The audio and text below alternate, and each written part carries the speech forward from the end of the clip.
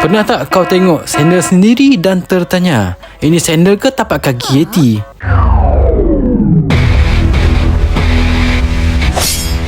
Jangan risau, hari ini kita akan cuci sandal ni sampai mak mertua pun terkejut tengok bersihnya. Sebelum kita mula operasi pembersihan suci, kita kena buat cairan pencuci legend dulu. Bahan-bahan semua ada kat rumah.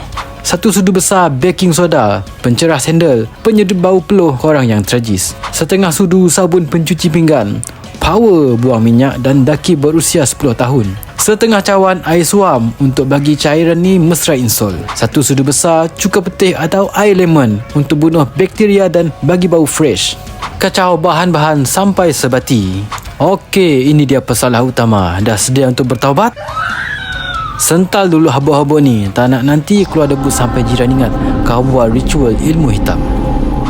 Sekarang kita mula urut refleksologi sandal ni. Gosok dengan penuh kasih sayang atau penuh dendam kalau ingat hutang yang kawan kau belum bayar lagi.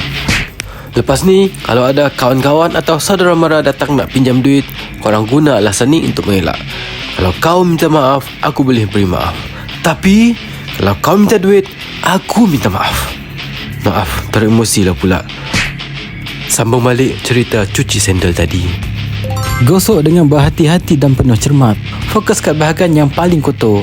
Lihatlah, daki-daki berusia bertahun-tahun mula menyerah kalah. Dan jangan lupa gosok bahagian lain dan lap dengan kain yang bersih. Cuka ni bukan untuk masak je, tapi power untuk bunuh bakteria dan hilangkan bau ketiak sandal. Geli tapi puas hati kan? Akhir sekali, lap sampai kering dan biar dia rehat kat tempat berangin. Jangan jemur bawah matahari terus, nanti sandal kau jadi fosil dinosaur. Dan sekarang kita tunggu sandal ni reborn, jadi suci murni. Tada! Dari tapak kaki Hulk kembali ke rupa asal. Ini baru sandal, sado, bersih dan segar.